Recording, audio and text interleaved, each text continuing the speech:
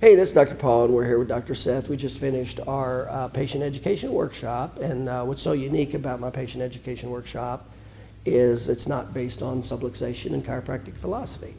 It's based on the science of the 3 phases of healing and the patient's biomarkers. And why that's so unique is there's no paradigm shifts. It's easily understandable, and we make it affordable. And so you've been learning this for about, what, 2 or 3 months, 4 months? About 2 months. Okay, yeah. a couple months. Mm-hmm. So you started to use this information, right? Yes. What were some of the immediate results you saw with the patients as soon as you started educating them that their care is based on their biomarkers relative to the 3 phases of healing? It helps them see their progress, and that we actually have a plan for them, and that we can mark their progress and actually measure how they're getting better. Okay.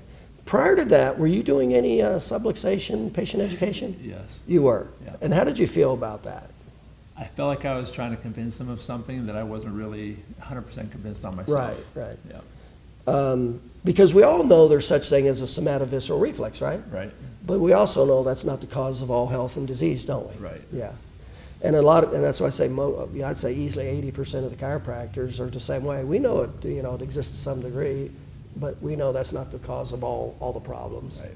And definitely, to come in, and of course, how did you feel when they would come in with back pain and you're talking about asthma or allergies? It's very distracting.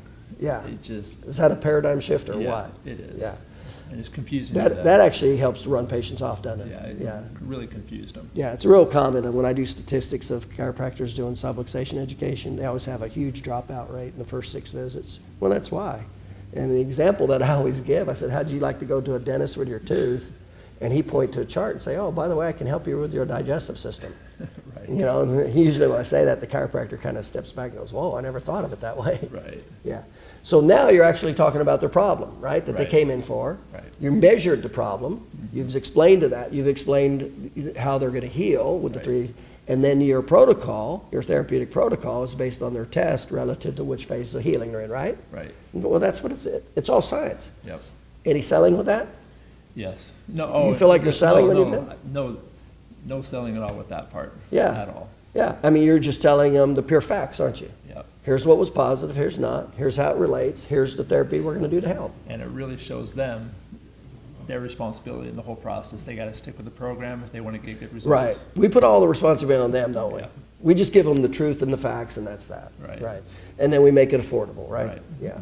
What would you say the biggest, if you had to step back and look at this for like you or a new doctor who's considering something like, getting involved with this, what would you say? It takes the guesswork out of how to get going.